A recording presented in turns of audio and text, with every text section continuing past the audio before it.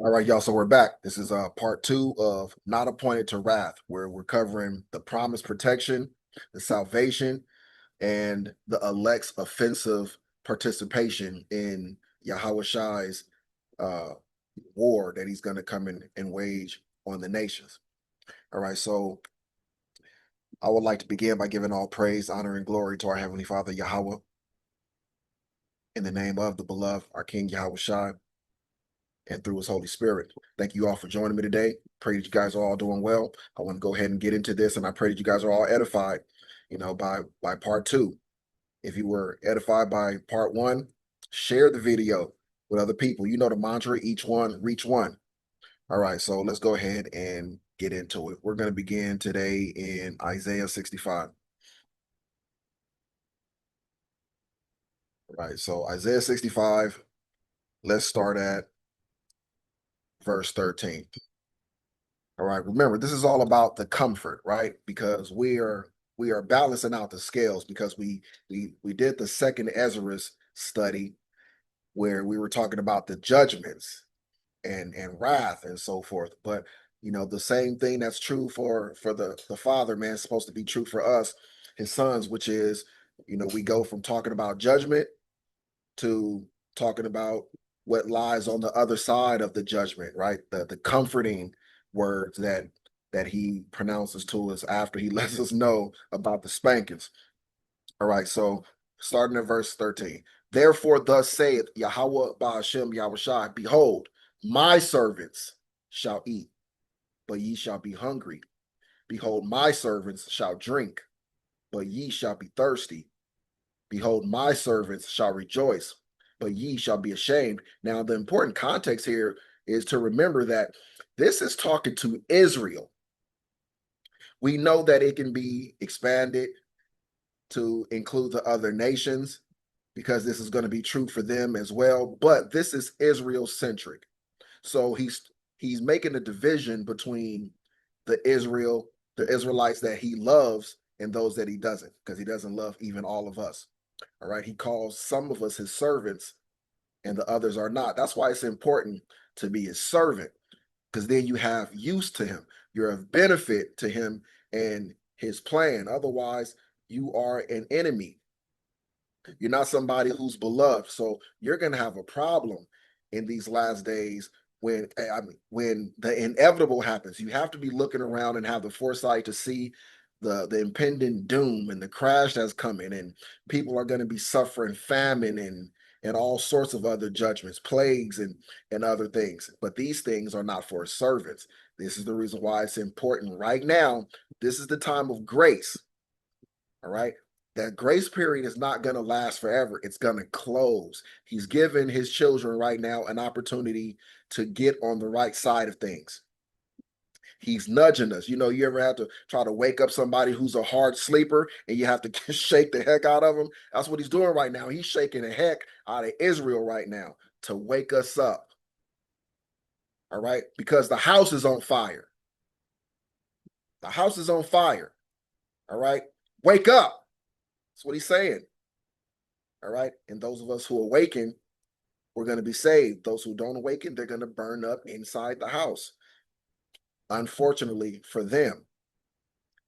All right. And so we, his servants, we have the promise that we aren't going to go hungry. We aren't going to go thirsty. We are going to rejoice, and the others are going to be ashamed in the great time of trouble, famine, and lack and scarcity that's going to come upon 2/3 of Israel and upon all of the other nations. All right, so judgment, comfort. Behold, my servants shall sing for joy of heart, but ye shall cry for sorrow of heart and shall howl for vexation of spirit. They're going to be vexed because it's going to occur to them. They're going to see that there's a difference between us and them, and they're going to say, well, why aren't they experiencing these things? And all they got to do is look at us, and it's going to be evident the difference why we are experiencing joy and blessings while they're experiencing the sorrow and the vexation of spirit. They're going to say, oh, so they weren't crazy all this time. Oh, so they knew what they were talking about.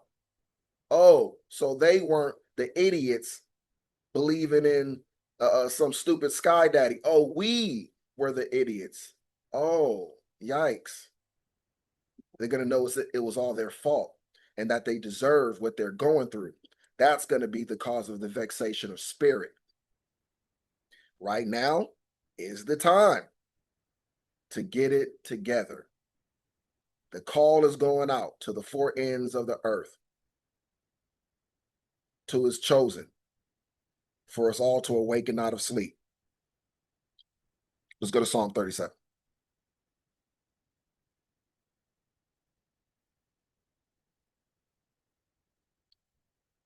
Let's come down to verse 18. The Lord knoweth the days of the upright, and their inheritance shall be forever. Again, he's making a distinction between Israel and also between Israel and the other nations. All right, so the beloved Israelites are those he calls the upright, and our inheritance shall be forever. We have an eternity of rulership and blessings to come. But then you have the wicked, those who are not the upright among our nation. Their inheritance isn't going to be forever. Their inheritance is now. They're enjoying their heaven right now because they're living for now. All right. So they have the YOLO spirit. You only live once. So, I'm here for a good time, not a long time. That spirit. And, all of this that they're enjoying is it's temporary. It's going to end. But what we are waiting for, those of us who are the upright, who trust in him, and we show him that we have trust in him by living in the way that proves our faith. We're not trying to live for now because we believe in eternity. The people who don't believe in eternity, they're trying to get everything they can right now. They're only living for now, for today, because they don't believe in what we believe in. And that's going to be to their own shame. Verse 19 continues, they shall not be ashamed in the evil time. He's talking about the upright. And in the days of famine, they shall be satisfied. The distinction. When he says they shall not be ashamed in the time of evil, what he's saying is their belief in me, their trust in me, their faith in me is not going to be in vain. No one is going to be able to laugh at them in these times and say, aha, look at them. They believed in the stupid God in the sky, and look at them now. Look at them. Dummies believing in make-believe. He's saying that's not going to happen to us. See, because that's what they think. But he's saying we're not going to be ashamed. He's not going to allow our belief in him to be in vain. He's not going to let these people have an opportunity to mock us and laugh at us for our belief in him. You understand? He's going to reward our faith, not cause us to be a mocking stock. All right? But look at verse 20. But the wicked shall perish, and the enemies of the Lord shall be as the fat of lambs. They're going to be burnt up. All right? They shall consume, into smoke shall they consume away. All right? The distinction.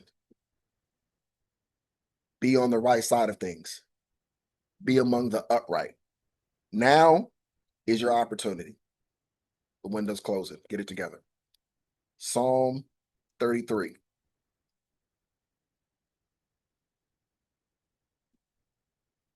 Verse 18. Behold, the eye of the Lord is upon them that fear him, upon them that hope in his mercy. Are you among those who fear him? And among those who hope in his mercy? I am. I fear him. And to fear him means to have a reverent respect. All right. A reverent respect. You know what he is capable of. You know what's possible for him, all things. You know what he plans to do to those who are not the upright. He constantly warns us. He lets us know what he's going to do to them. He tells us what their end is going to be. And if you have a reverent respect for him and what he's able to do, and the fact that he is not a liar and that he's going to do everything that he said he's going to do, then it'll cause you to get right, to act right as much as possible. All right. Perfection is impossible inside of these bodies.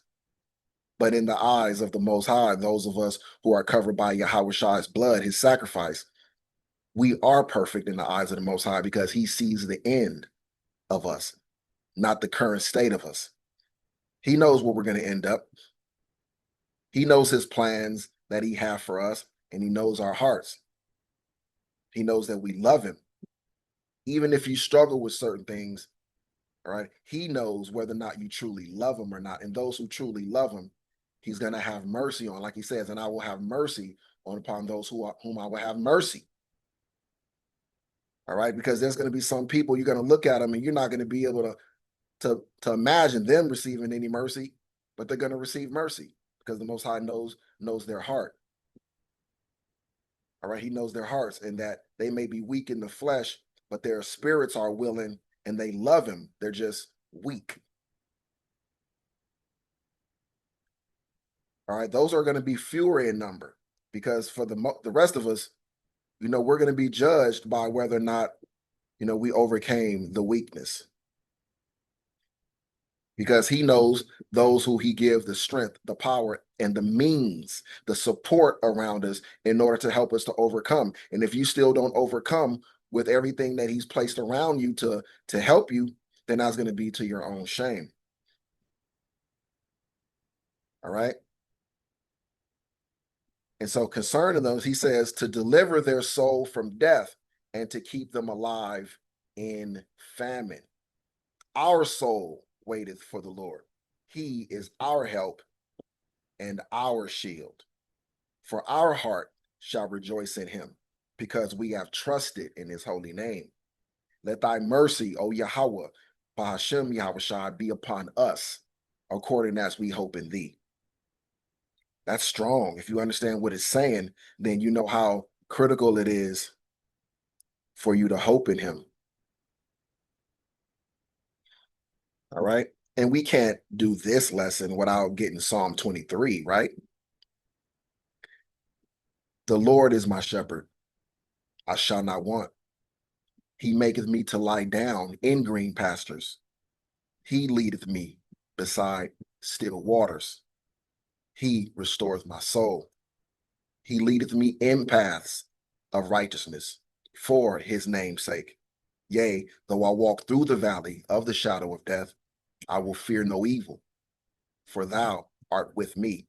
Thy rod and thy staff, they comfort me. Thou preparest the table before me in the presence of my enemies. Thou anointest my head with oil. My cup runneth over. Surely goodness and mercy shall follow me all the days of my life, and I will dwell in the house of the Lord forever. Amen. Now, if you haven't seen it yet, I suggest you go into my catalog, and I believe it's in the parables playlist. I could be wrong here, but I think it's in the parables playlist where I did the whole breakdown on Psalm 23. That's why I'm not going to cover it right now, because I did a whole video for reference on that. So check it out when you get a chance. So let's go to 2nd Ezra chapter 2.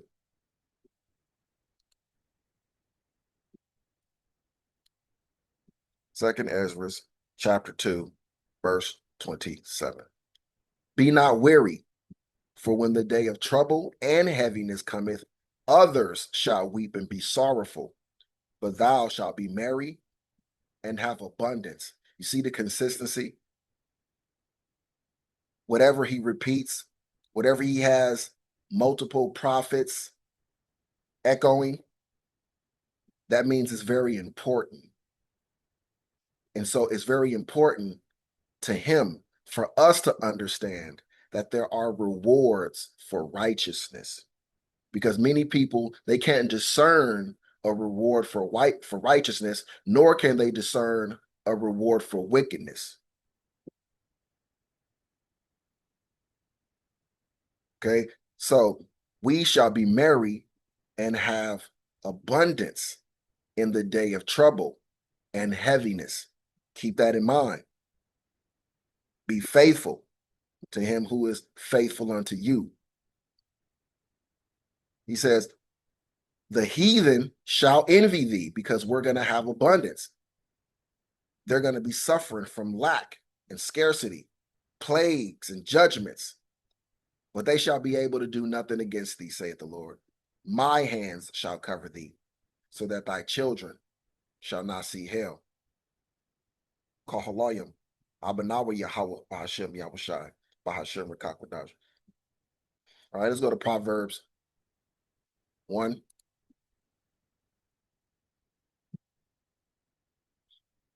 Verse 33.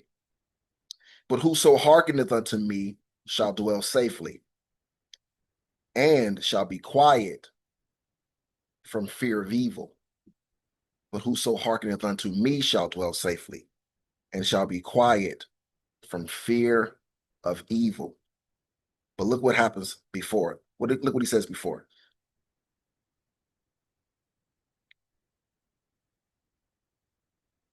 He says, they shall call upon me. He's talking about the wicked Israelites and in all the other nations, right? The wicked of the other nations. They shall call upon me, but I will not answer. They shall seek me early, but they shall not find me. And remember, it's Israel-centric, so everything is to Israel first. That's always an order. Judgment and blessings. Israel first. Everything. For that they hated knowledge and did not choose the fear of the Lord. Right? Remember, the fear of the Lord is the beginning of wisdom. But he says those who fear him are those who will not be ashamed, those who are going to be blessed, cared for, provided for when others are suffering. All right, because there are many Israelites right now, they're having an opportunity to hear this word and accept it, but they're also having an opportunity to hear this word and reject it, and they're rejecting it. For that they hated knowledge and did not choose the fear of the Lord. They wanted none of my counsel. They didn't want to listen to his prophets. They didn't want to listen to his ministers, his teachers that he sent out to spread the word of the gospel, to teach people of him, to pull people out of the fire, to shake them awake. They wanted none of my counsel. They despised all of my reproof. Therefore shall they eat of the fruit of their own way and be filled with their own devices. When he says they're going to eat the fruit of their own way, meaning what they trusted in themselves. They didn't trust in him. So they decided to follow their own mind in their own way, thinking, hey, they got everything under control, that they have the power over, how their lives turn out, on whether things go well or whether they do not. So they're going to have to rely on what were they able to do for themselves. Because you can't rely on him in that day to be your salvation when you didn't trust on him now. He says, for the turning away of the simple. The simple means the ignorant. Those who are not that smart. You're not that bright. For the turning away from what? From him, from his word, turning away from his teachers, from his messengers. They don't want to hear us. They don't want to hear these messages, these lessons. They turn away. And he calls those who turn away simple. And he says their turning away is going to be their own ruin. It's going to kill them. And the prosperity of fools shall destroy them.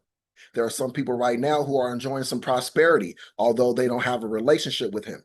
And because they don't have a relationship with him, but yet they're having prosperity, they don't believe they need a relationship with him because they're having prosperity without him.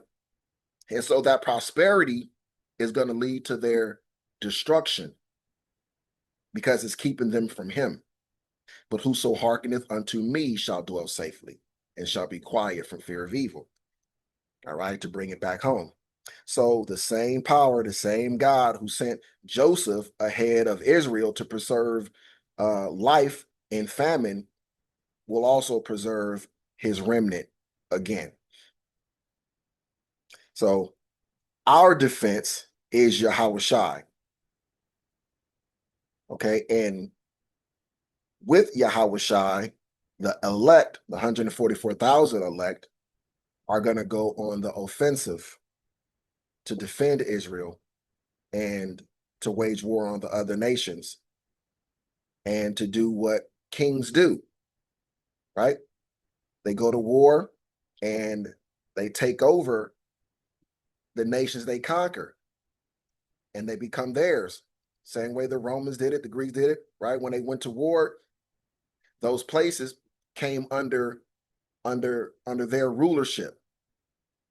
It became another one of their provinces. Same thing is going to happen, but the whole earth is going to be under the rulership of Yahweh, and by extension, under the rulership of the elect. So let's get Isaiah chapter 12. Whoops, 14, 12. Isaiah 12. Come on. Isaiah 12. Try that again. All right, there we go. Isaiah 12. We'll just start at verse 1. And in that day thou shalt say, O Yahweh, I will praise thee. Though thou was angry with me, thine anger is turned away, and thou comfortest me. Behold, Yahweh, Bahashem Yahushai, is my salvation. I will trust and not be afraid. For the Lord Yahweh is my strength and my song. He also is become my salvation. Therefore, with joy shall ye draw water out of the wells of salvation. And that's what's happening right now through this word. All right, through his spirit, we are drawing water out of the wells of salvation. Everyone isn't privy to this. It's not happening for them or to them. There is something very special happening in the earth right now with a small number of people that everybody else, they just can't understand. It's not for them to understand. It's too above them. It's in the same way ants can't comprehend, the things of humans. Because humans are smarter than ants. Our processing, our wisdom, the way we think, our creativity, all right, all the workings of our minds are far above the minds of ants, so they can never understand us and what we're doing in our ways. In the same way, there are many people, most people are equivalent to those ants. They can't understand the way of the highest. But those who he calls beloved, he has given us his mind and allowed us to understand things that everyone else can't understand. All right. So these things that we believe in, they are foolishness to other people because they have been left ignorant. In the same way that a blind person can't see everything that a person who has perfect eyesight, perfect vision can see. It's the same thing. But the difference is a person who's blind wouldn't mock a person who can see because they understand I'm blind. That person can see. I got to trust them on what they see because they can see, right? But a person who's spiritually blind, they don't know they're spiritually blind. But they're just blind people walking around unable to see while thinking they have perfect vision. That's the situation they've been put in. I wouldn't want to be one of those people. And I pray for our brothers and sisters, man, who are still those people right now, but their destiny is to come out. Everyone isn't destined and predestined to come out from the ignorance, to come out from the dark to the light. All right. And everyone who is scheduled to come out are not all out now. So we can't try to condemn everyone who is still in the darkness right now. We got to pray for everybody who's in the darkness so that those who are supposed to come out, right, so that they can come out. All right. So let's go to Exodus 14.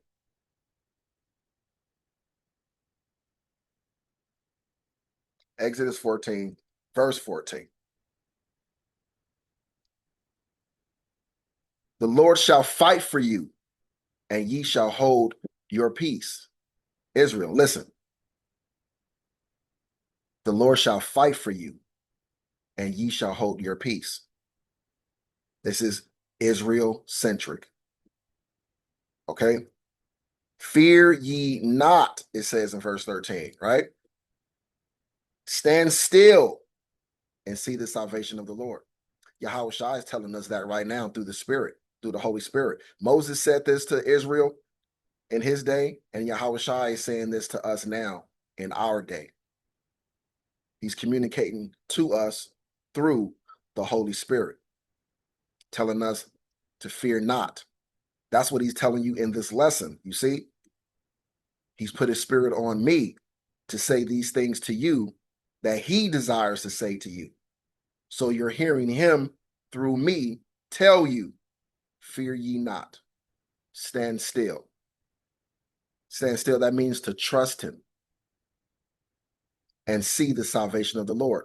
We have a guarantee that if we don't fear, that we trust in him, that we're going to see his salvation. All right, just stand still. Okay. Deuteronomy 33.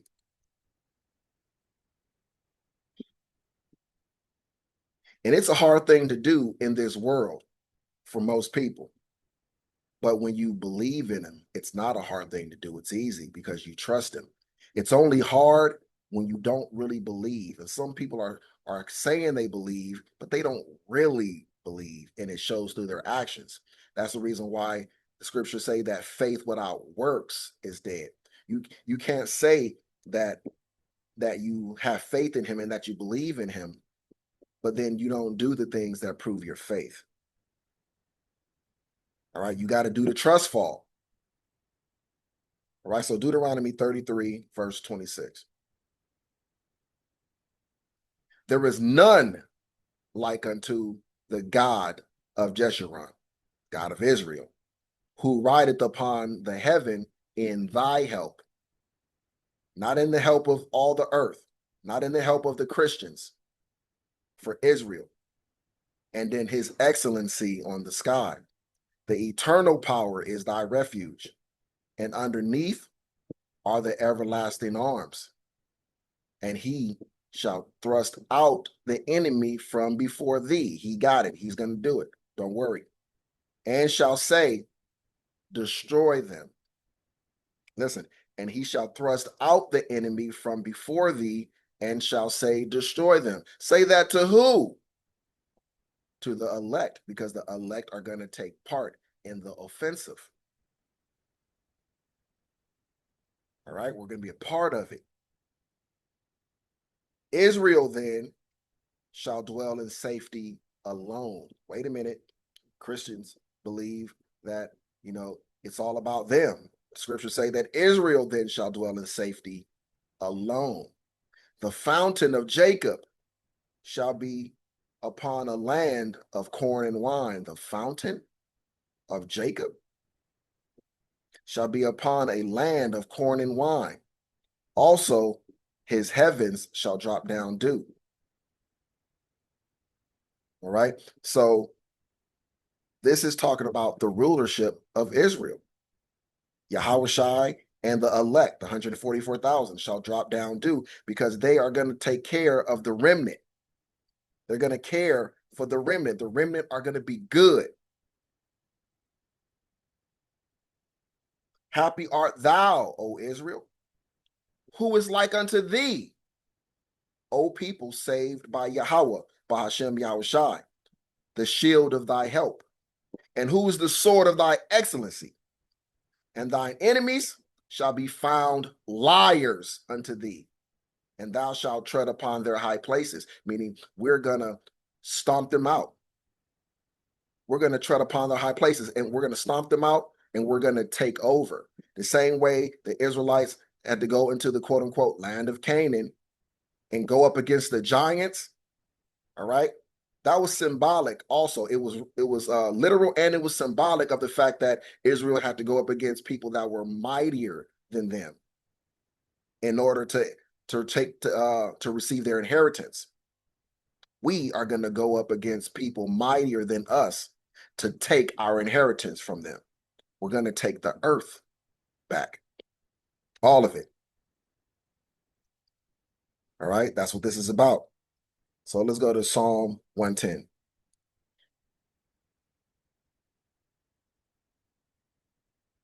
Psalm 110, verse 3. Thy people shall be willing in the day of thy power. What is he saying here? And why is he saying this? He's saying because he understands that many of his people are faithless. They're faithless. They don't believe. And a lot of people are not going to believe until the day when he comes and shows his power. And in that time, then all of a sudden, they're going to try to get it together. They're going to start trying to believe and start trying to cling in that time. See, they're going to be willing to be obedient in that time. They're going to be willing, they're going to believe in that day. He goes on to say, in the beauties of holiness from the womb of the morning, thou hast the dew of thy youth. Verse 5, the Lord at thy right hand shall strike through kings in the day of his wrath. He shall judge among the heathen.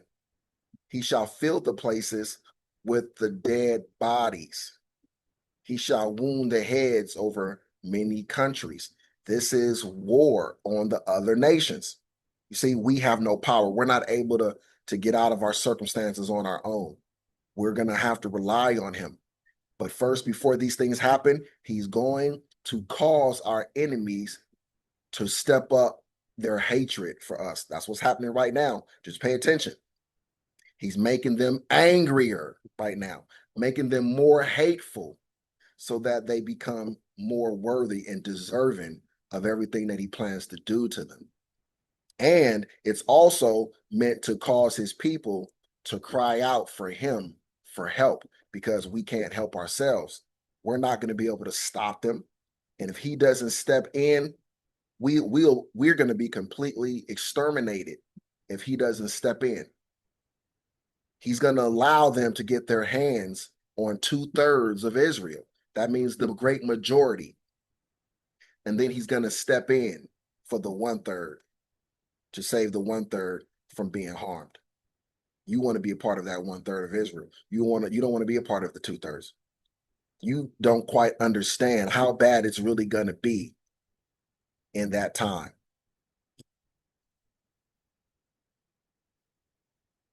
So we got to get it together. Now is the time. Don't wait for the window of grace to close and then try to come beating on the door and beating on the window. Lord, help me, please. But I'm an Israelite. But I believe now. I believe now. Now I see I was wrong. Help me. That's what's going to happen. They're going to be out there crying. And you go look out there at them, crack the door open a little bit and say, man, I don't know you. Get out of here. That's not me saying that. He said that. He's going to tell you he doesn't know you in that day. No, you can't come in here to safety with those who believed in me. You didn't. When I sent them to go teach you, you didn't want to hear it. So I don't want to hear your cries now. Go ahead and get out there and go on and suffer with the rest of the heathen. Yikes. Don't want it to be me. Let's go to Revelation 19.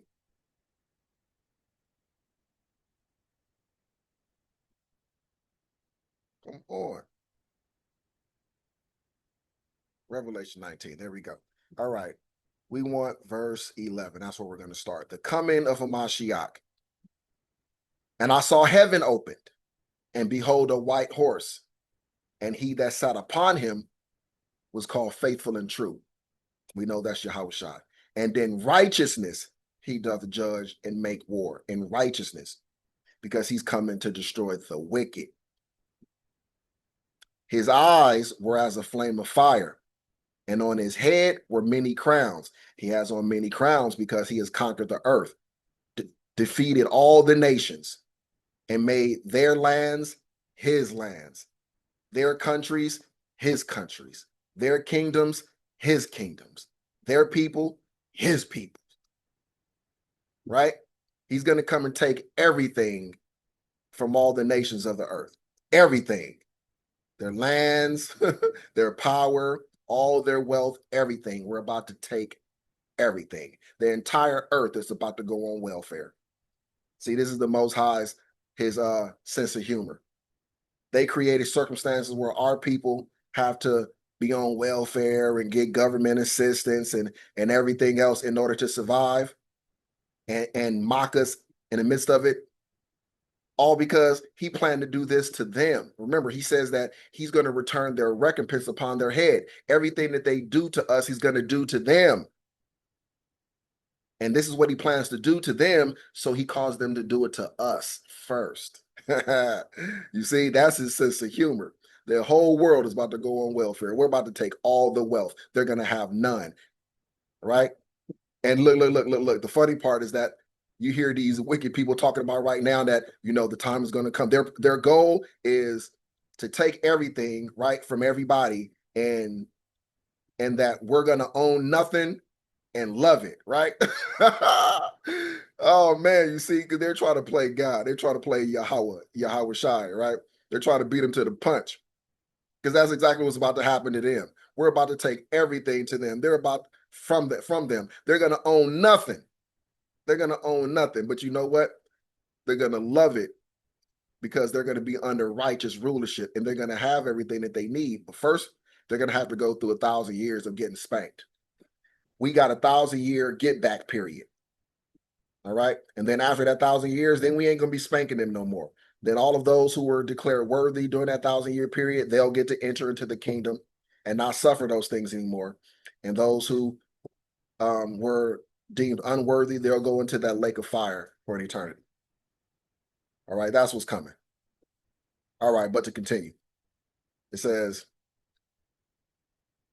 on his head were many crowns, and he had a name written that no man knew but he himself. And he was clothed with a vesture dipped in blood, and his name is called the Word of God. Now, at this time, the 144,000 are glorified, and they're coming back with him. So when it says that nobody knew it but he himself, the 144,000 are included because they are a part of his body. When he references himself, he's also talking about his body. Okay, the 144,000 who belong to him, who are joined unto him, they know his name at that time. They have his name written on them at that time. And he was clothed with a vesture dipped in blood. Why is he clothed with a vesture dipped in blood? From all the killing that's about to happen. But guess what? Where's your vesture, right? On your body. Didn't I just finish giving you the reference to his body? Absolutely. So this is letting you know that the 144,000 are about to get busy. All right? About to get busy. We're going to be out here like Ja Rule. It's murder. Holla, holla. It's going to be a whole lot of hollering going on in that day. It's somebody young out there probably listening like, what the heck is he talking about? Ja Rule? Who the heck is Ja Rule? what does this guy mean? Somebody come get this old fella. Tell Boomer to quit talking that old talk. But yeah, he gonna have that vesture dipped in blood.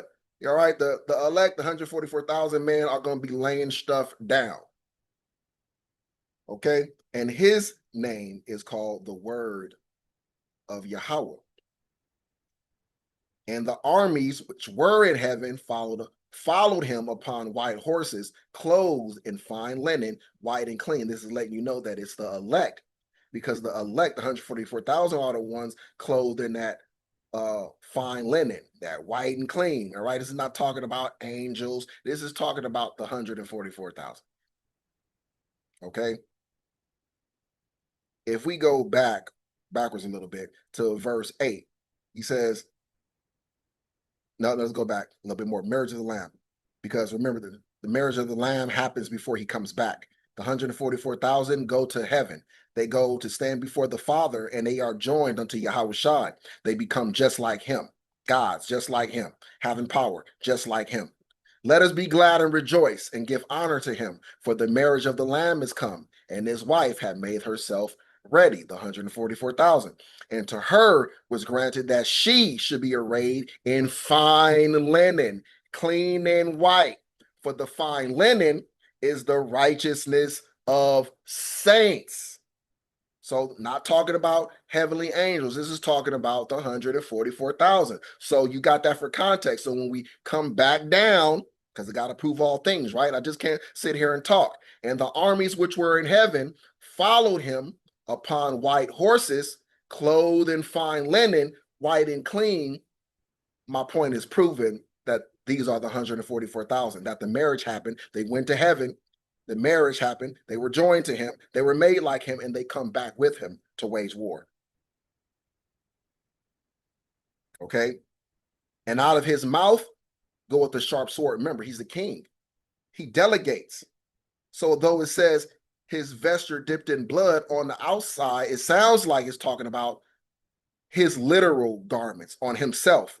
But no, you got to have the spiritual understanding to know that his body, all right, the 144,000, it's them who are going to be killing.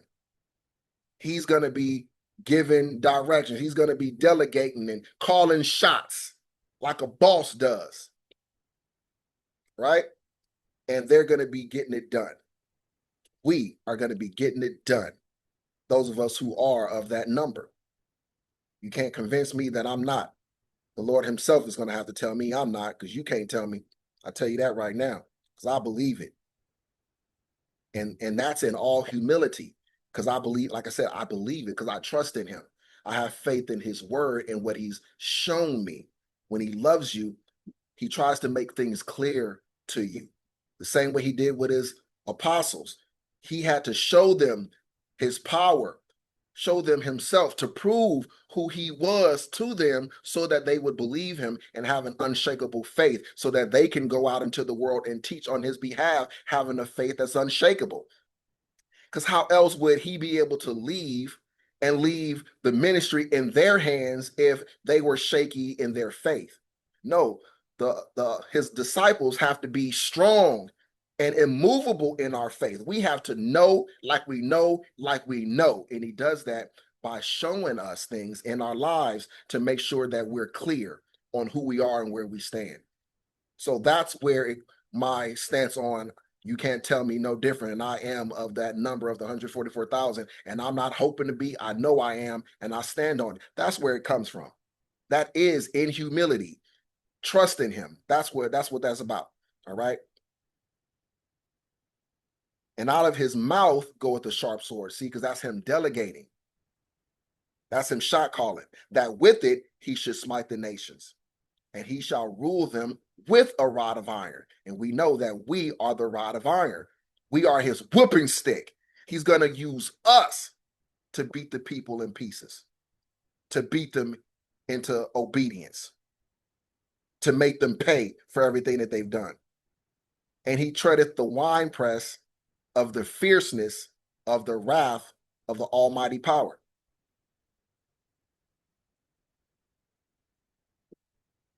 All right. So let's go to Revelation chapter 2.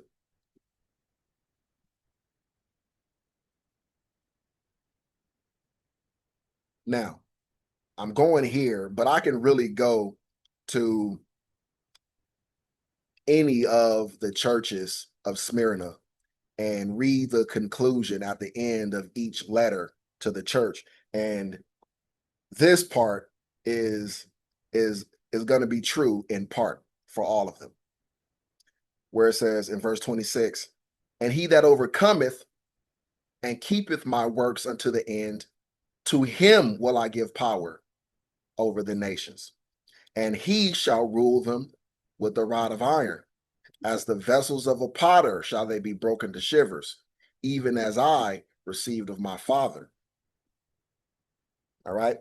This is our promise that we are going to take part in the judgment, in the war, in the offensive of Yahweh Ba'ashem Yahushai against the other nations. All right. Let's go to Psalm 2.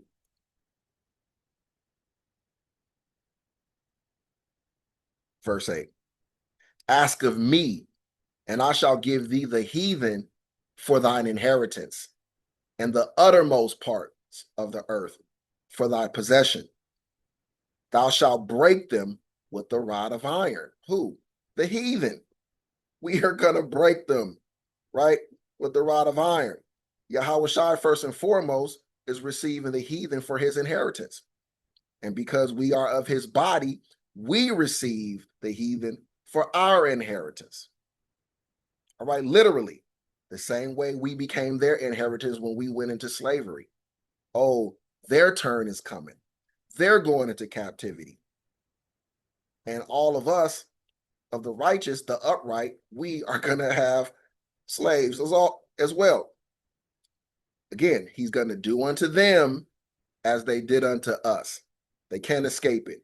Doesn't matter what they say. Doesn't matter how unfair they think it is. Oh, that's not right. It's not fair. God would never do that. He is all love. He did it to us. So you believe that it was him that was responsible for what happened to us, but you don't think or believe that he will do it to you. Yeah, okay. Yeah. I wouldn't suggest you hold on to that belief, but go ahead. Feel free to hold on to it if you so desire, if it makes you feel better. Okay? Thou shalt break them with the rod of iron. Break them. Thou shalt dash them in pieces like a potter's vessel. It's going to be rigorous rule. It's not going to be fun for these other nations. It's going to be a time of hardship because it's going to be their turn to enter into the kingdom through much tribulation. Our tribulation is coming to its end. Theirs is beginning. Kahalayim Abanawa Yahweh, Bahashim Yahweh Shai, Wahar Kakwadash. Let's go to Zechariah chapter 12.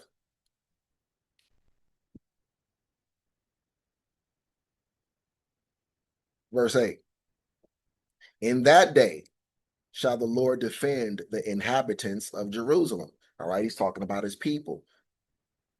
All right, you can't mistake this now for this to be Christians, although they will try because they have a demonic, satanic doctrine that tries to provide them with loopholes to get around the truth of the scriptures.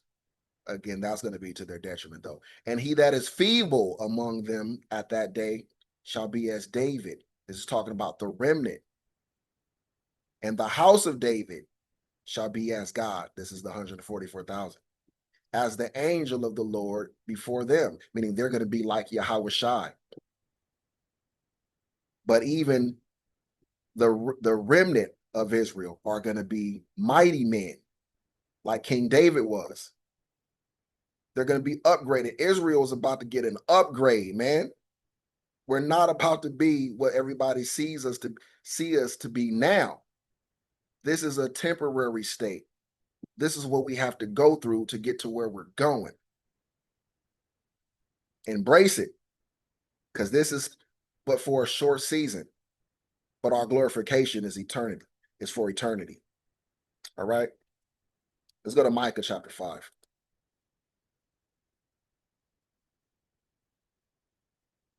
Verse 8. And the remnant of Jacob shall be among the Gentiles in the midst of many people. Listen, as a lion among the beasts of the forest. I mean, we're going to be the kings. All right? There's a reason why they call lion king of the jungle. All right? And look at their lifestyle, right? A lion, right? One lion has many women, many lionesses, right? You get where I'm going with this? There's a reason why we are likened unto lions, and why the Most High made the lions and their communities the way that he did, because they represent us. In the animal kingdom, they are us, right? They are us, the royal family of the animal kingdom. And their way is going to be the way of us. Doesn't matter how many women don't like it or how many Gentiles don't like it. It is what it is, and it will be what it will be. All right. You might as well get used to it now. Embrace it right now. Okay. Don't try to wait until that time comes to try to get comfortable with it. Now is the time to do it. It'll be easier for you if you start getting yourself ready over time.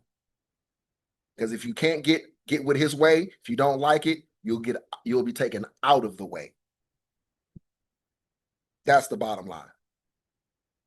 You'll suffer for putting yourself in opposition to his will. Okay.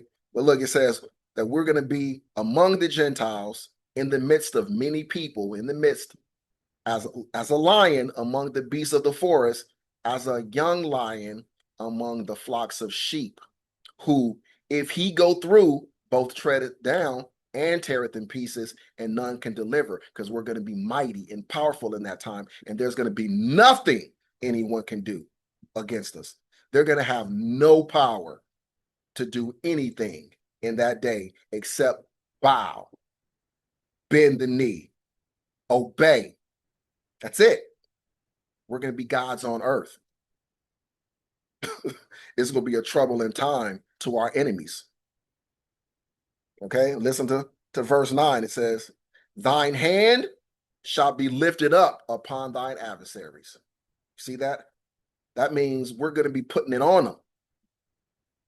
All right? We're going to be smacking stuff down. And I mean that in every way you want to take that.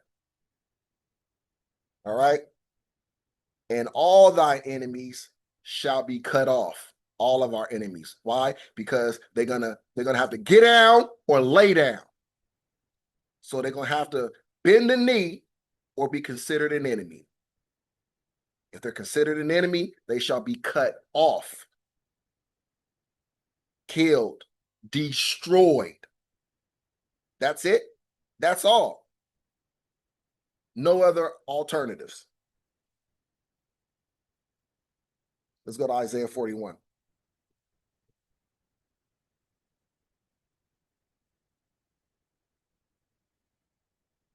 Let's start at verse 15. Behold, I will make thee, that's us, a new sharp threshing instrument having teeth. We know that when he says having teeth, he means having power.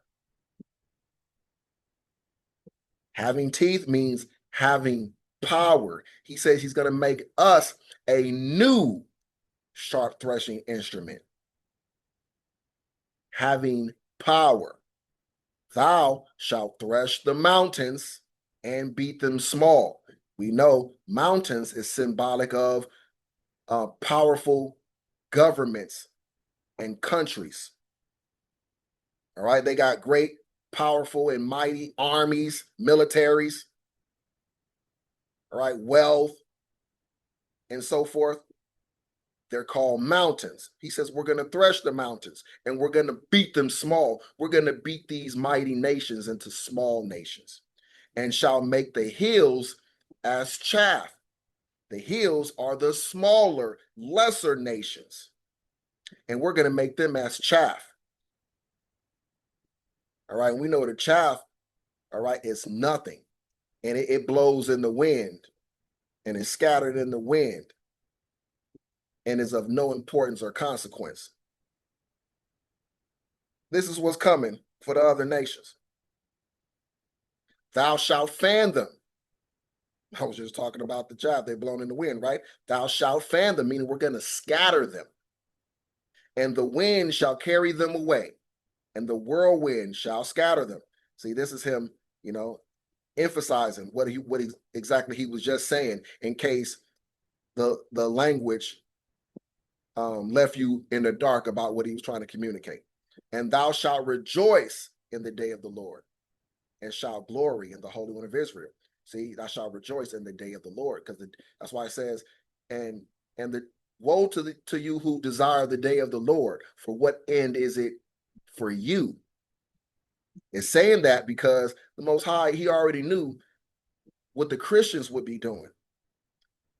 You see, so they think that they're us and that salvation is for them. So they desire his coming. They can't wait for him to return. They really want his return to happen. They don't know that his return is trouble for them. That's why he says, woe unto them, destruction for those who desire the day of the Lord. For what end is it for you? Meaning, what is going to be the results when he comes for you?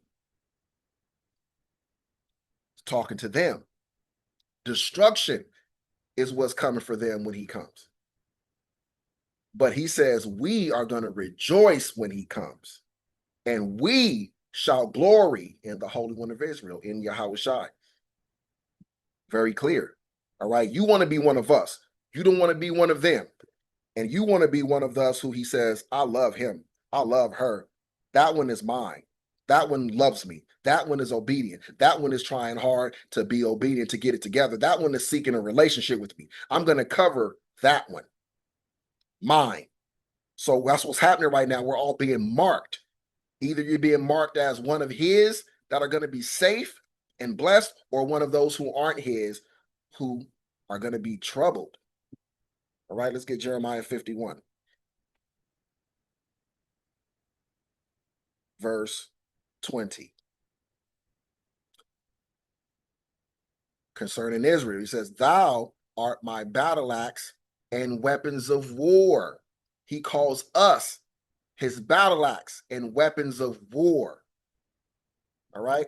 A person lifts up, a warrior lifts up a battle axe, and they swing that battle axe to kill their enemies. Well, he's likening himself as a warrior, and we are the battle axe, his instruments of war. He's going to use us to destroy his enemies. For with thee will I break in pieces the nations, making it clear. And with thee will I destroy kingdoms. See, we're going to be a part of it. And with thee will I break in pieces the horse and his rider. And with thee will I break in pieces the chariot and his rider. With thee also will I break in pieces man and woman. You're not going to get away by being a woman. I ain't going to make you safe. All right? You're going to die if you're not right with the Most High. With thee will I break in pieces old and young. Right? The same way these people show no reverence to our old or our young, we're not going to show any respect unto their old or their young either.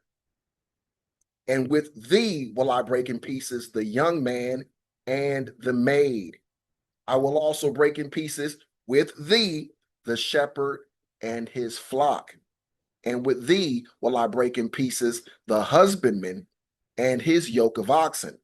And with thee will I break in pieces captains and rulers. All right. This is our inclusion and participation in his war on our enemies. He's not just going to come and destroy them on his own. No, we are going to take part in this war. It's going to be a family affair. All right. Let's go to Psalm 149.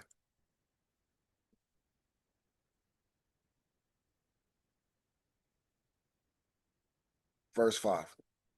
Let the saints be joyful in glory. Let them sing aloud upon their beds.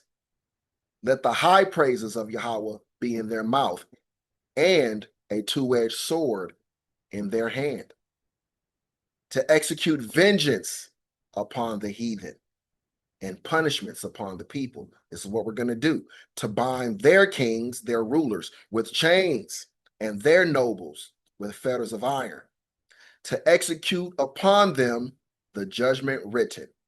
This honor have all his saints. Praise ye Yahweh, Ba'ashem, Yahweh Shai. Let's go to Obadiah. Obadiah 1 and 21. This entire chapter is great, but we're going to cut to the chase.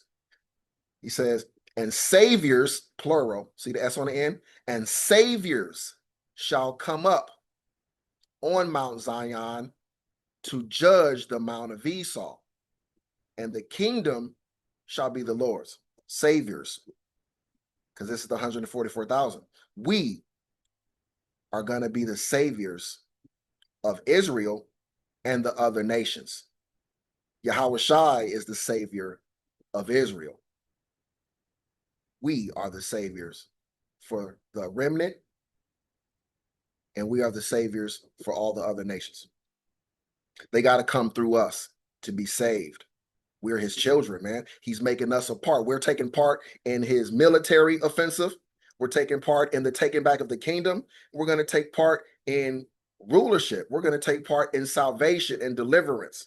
He's including us in everything that he's doing. All right? Because it's a family affair. All right? This is an inheritance of the Father for his children. All right? He's building the family business, teaching us the way of the family business, grooming us, and giving us roles to have in the family business. That's what's happening. All right. And our family business is rulership, being God's. All right. That's what's up. All right. So let's go to, you know what? I'm not, because for the sake of time, this will be entirely too long, or I'll have to make another part to this in order to do this. But let your homework for yourself be to read 2nd Ezra chapter 13.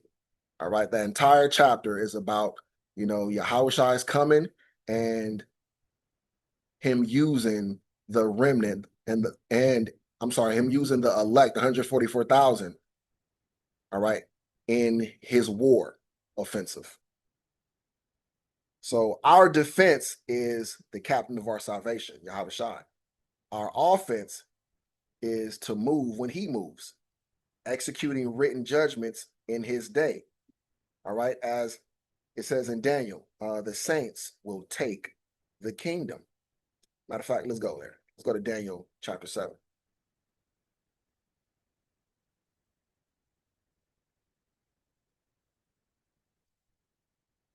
Verse 18. But the saints of the Most High shall take the kingdom and possess the kingdom, listen, forever, even forever and ever. The saints of the Most High, all right, shall take the kingdom. We're going to be a part of the taking of the kingdom. Verse 27 says, and the kingdom and dominion and the greatness of the kingdom under the whole heaven shall be given to the people of the saints of the Most High, whose kingdom is an everlasting kingdom, and all dominions shall serve and obey him. You understand? So the conditions for our covering are, we have to abide to be kept, right? In the last video, we got Psalm 91. We're not going to get all of it right now, but let's just go back to get a certain part. He that dwelleth in the secret place of the Most High shall abide under the shadow of the Almighty. That's the condition. Being an Israelite isn't enough. Knowing you're an Israelite isn't enough. That's the bare minimum. There are things you're supposed to do once you awaken to this truth. And those who know who they are and yet don't do what they should do is going to be worse for them than the people who never knew who they were. Because when you know better, you have to do better. All right. He says, I will say of the Lord, he is my refuge and my fortress. In him will I trust. All right. We have to dwell in the secret place of the Most High in order to abide under the shadow of the Almighty. Come down to verse 9. It says, because thou hast made the Lord, which is my refuge, even the Most High, thy habitation. What is our habitation? A place where you live, meaning you have to live in his word. You have to live in his scriptures. You have to live in his spirit, in the belief of him, in faith of him.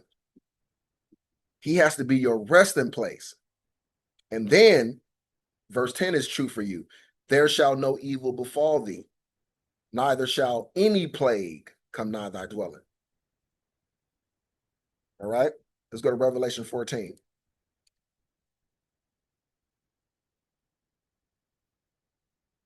Verse 12.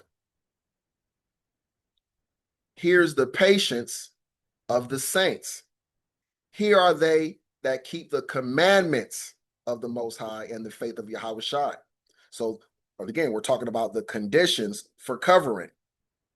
We have to keep his commandments, and we have to keep our faith in Yahweh Shai. All right, let's go to Revelation 12.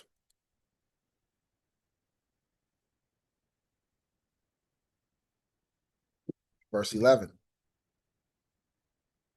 And they overcame him by the blood of the Lamb and by the word of their testimony.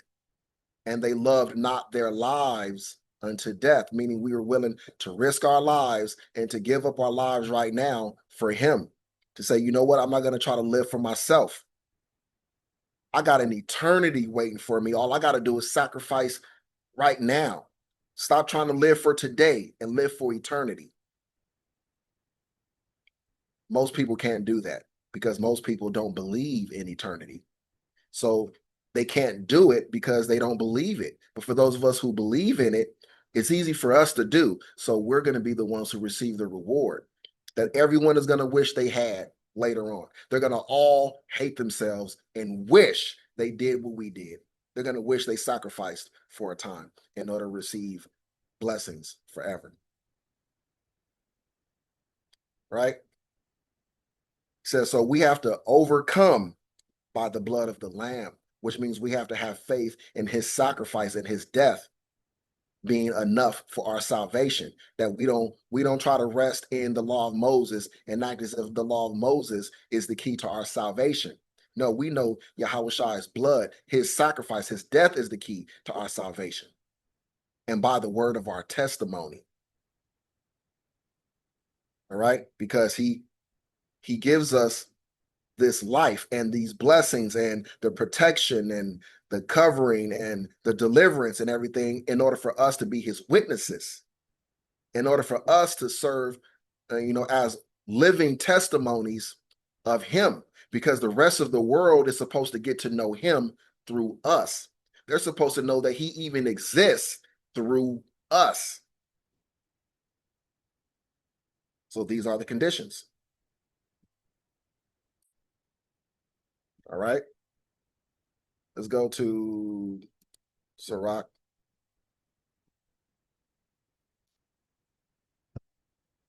2. Let's get started verse 1. My son, if thou come to serve the Lord, prepare thy soul for temptation. Because when you come to serve him, here comes the demons, here comes Satan, here comes the devils. They're going to try to tempt you away from him. They're going to try to get you to not serve him, to serve your own desires, to serve Satan. Set thy heart aright and constantly endure, and make not haste in time of trouble. Cleave unto him and depart not away, that thou mayest be increased at thy last end. All right? We have to cleave to him and not depart away in order for us to be increased at our last end. There is going to be a reward for faithfulness, as there should be, right? All right, don't you think that, someone who is faithful to you deserves, the best that you have to give them, that you have to offer? Someone who loves you so much, right, that they are worthy of the best you have to offer. You have to offer now, and now this love can't be just a passive love. It has to be an active love, a love that is proven through trials. It says, whatsoever is brought upon thee, take cheerfully, and be patient when thou art changed to a lower state, because it's very possible that we could be changed to a low estate, which means you can be taken, you can lose what you have and go into poverty. For gold is tried in the fire, and acceptable men in the furnace of adversity. Believe in him, and he will help thee. Order thy way aright, and trust in him. Ye that fear the Lord, wait for his mercy, and go not aside, lest ye fall. Ye that fear the Lord, believe him, and your reward shall not fail. Ye that fear the Lord, hope for good, and for everlasting joy and mercy. Right? Let's go to Zephaniah chapter 2.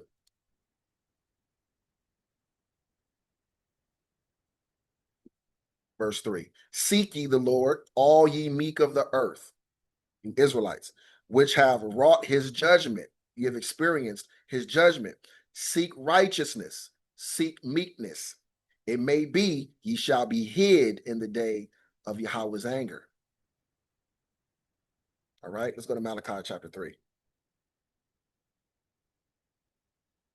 Verse 16. Then they that feared Yahweh spake often one to another, and the Yahweh hearkened, and he heard it, and a book of remembrance was written before him for them that fear the Lord, and that thought upon his name. And they shall be mine, saith Yahweh, in that day when I make up my jewels, meaning when he glorifies us, and I will spare them as a man spareth his own son that serveth him. That's the key.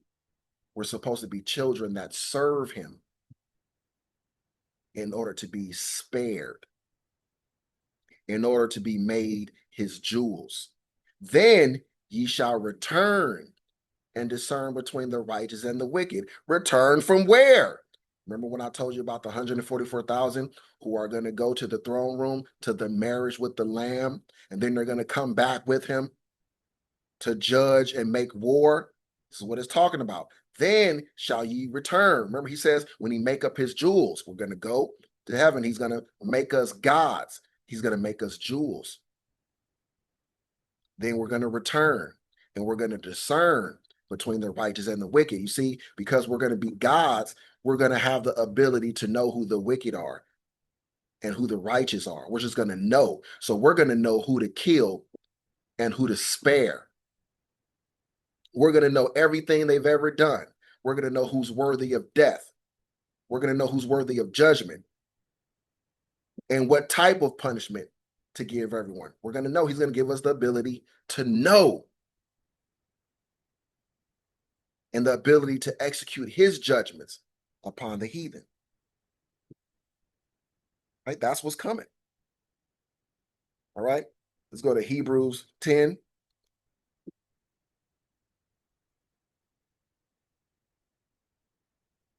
Verse 35.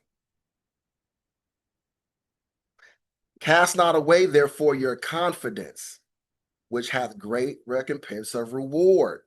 All right. I have a confidence that I am of the elect and that I will be blessed and get to see his salvation. And he said, don't cast away my confidence because it has a great repayment, or it has a great recompense of reward. He's saying, I'm not going to let you believe in me, trust in me, and love me in vain. I'm going to repay you for it. Don't worry. For ye have need of patience.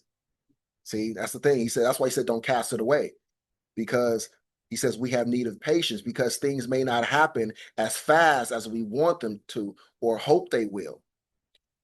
We have need of patience that after ye have done the will of the Most High, you might receive the promise. After we have done his will. See, his will must be done. It is his will for me to be doing this lesson right now and to be helping him to gather his sheep, to feed his sheep. That's his will for me. And afterward, that I might receive the promises that he has made unto me. For yet a little while, and he that shall come will come and will not tarry. Now the just shall live by faith.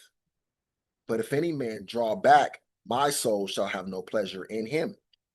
But we are not of them who draw back unto perdition, but of them that believe to the saving of the soul. All right, let's go to James 4, verse 7. Submit yourselves, therefore, to our power. Resist the devil, and he will flee from you. Draw nigh unto the Most High, and he will draw nigh unto you. Cleanse your hands, ye sinners, and purify your hearts, ye double-minded. Be afflicted, and mourn, and weep. Let your laughter be turned to mourning, and your joy to heaviness. Humble yourselves in the sight of the Lord, and he shall lift you up. All right? We have to submit to the Most High. We have to resist the devil. We have to humble ourselves and trust that the Most High is going to lift us up. So the covering is covenantal. All right? Fear, faith, obedience, patience. That's what it's all about. And this is the posture that keeps us under his hand. All right? So we got to be comforted, have comfort, and rejoicing because we have an expected end. And you have to trust in that. Let's get Isaiah 35. Isaiah 35, verse 3 says, strengthen ye the weak hands and confirm the feeble knees. And this is what I'm trying to do. I'm trying to strengthen the weak hands and confirm the feeble knees of the flock. He says, say to them that are of a fearful heart, be strong, fear not. Behold, your God will come with vengeance, even the Most High with the recompense. He will come and save you. He's coming to save us with a repayment for our enemies' wickedness and treachery. Everything they've done unto us, it will be done unto them. So I have this commission to strengthen your hands and confirm your feeble knees so that you can be stronger. And I'm saying to you, be of a fear, you who are of a fearful heart, be strong and fear not. Because our God, he's going to come with vengeance on our behalf. Trust him and wait for him. All right? He promises that he's going to come and save us, those of us who trust in him. Not everybody, those of us who trust in him. Okay, let's go to Romans chapter 8.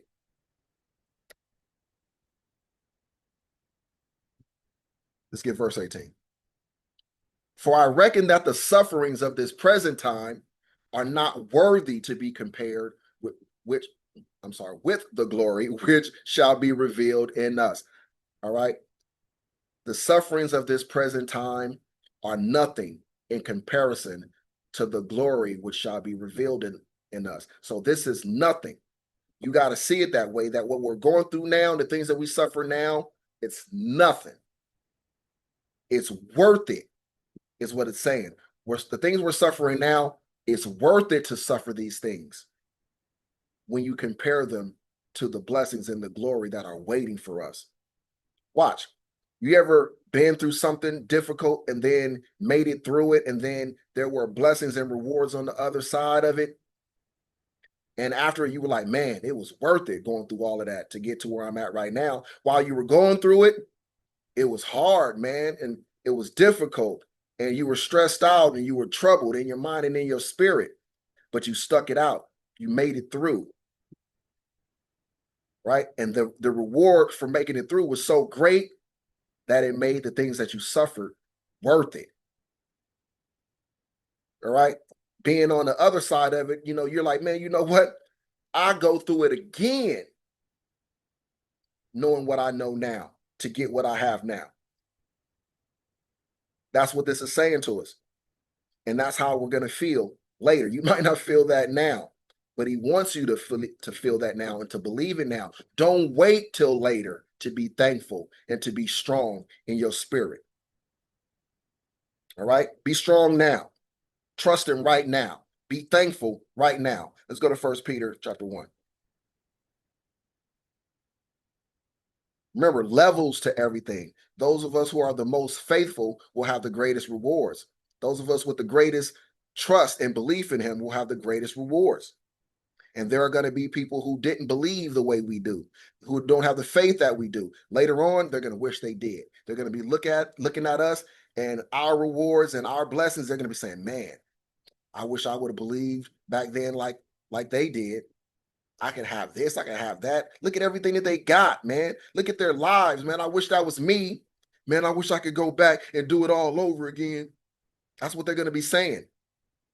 You have the ability right now to not be one of those people playing the coulda, shoulda, woulda game. All right, so 1 Peter 1, verse 5. Now, let's go back.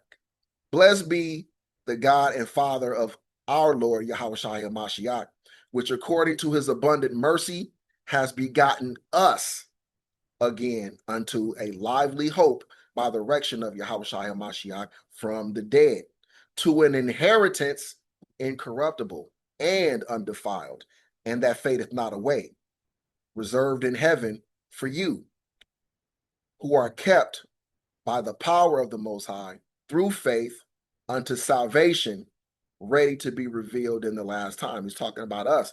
And here we are, right? We are living the fulfillment of this word.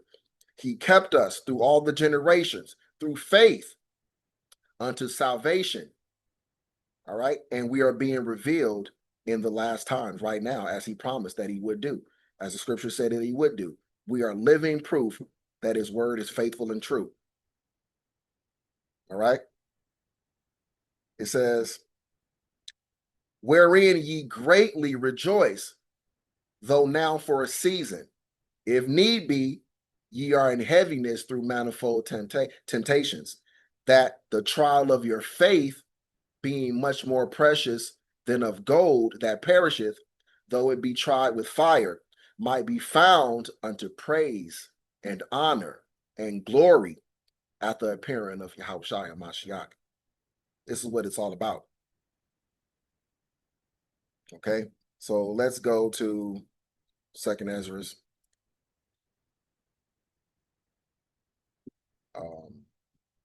2nd Ezra 8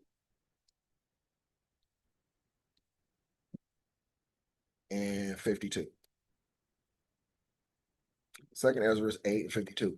For unto you is paradise opened, the tree of life is planted, the time to come is prepared, plenteousness is made ready, a city is builded, New Jerusalem, and rest is allowed. Yea, perfect goodness and wisdom. All right, let's go to 2nd Ezra chapter 2. 2nd Ezra chapter 2, verse 34. And therefore I say unto you, O ye heathen, that hear and understand. Look for your shepherd. He shall give you everlasting rest, for he is nigh at hand, that shall come in the end of the world. These are the Israelite heathens, those who fell away, who forgot who they were and became Gentiles, became just like the other heathen nations. We were going after their gods, worshiping their gods, practicing their ways, doing Christmas and Thanksgiving and, 4th of July and all of their unholy days. We was practicing all their unholy days. So the Most High declared us heathens, meaning not Israel and not beloved, because we were walking after the pattern of the other nations and not after him. But listen to verse 35. It says, be ready to the reward of the kingdom. That's what he's doing right now. He's making us ready for the reward of the kingdom. For the everlasting light shall shine upon you forevermore. Kahalayim Abanawa Yahweh, Bahashem Yahushai, Wahara Kakwadash. That concludes this lesson, man. So we're not here to tremble with the wicked. That's not for us, that's for them. There is a separation between us and them. All right. So we're here to watch, to abide, and to rejoice as our King draws near, trusting that he is, and that he is also our defense. And when he signals, the elect are going to move on offense. And so remembering, this is not our doom. This is our delivery. All of these things that are happening are working together for the good of those who love him. All of these things are about our salvation and our deliverance. Don't get scared and terrified of what's going on. Whatever happens, understand it's the plan of our Father for him to bless you. And sometimes he got to tear you down to build you up. All right. You know, a lot of times when, somebody new comes along and they buy a building and they want to, that land, they want that land. They don't really want that building. They want that land. All right. So they may come in and tear down that building, level it to the ground, clear it out, and then build anew on that land. Well, the Most High does the same thing in us. Remember, we are likened unto land. And so many of us have to be broken down in order to be built up. But you got to understand that's what your breaking down was for. All right. It wasn't just for nothing. This is what he does to his children. All right. You're rebellious. You're out of the way. He'll break you down in order to build you up.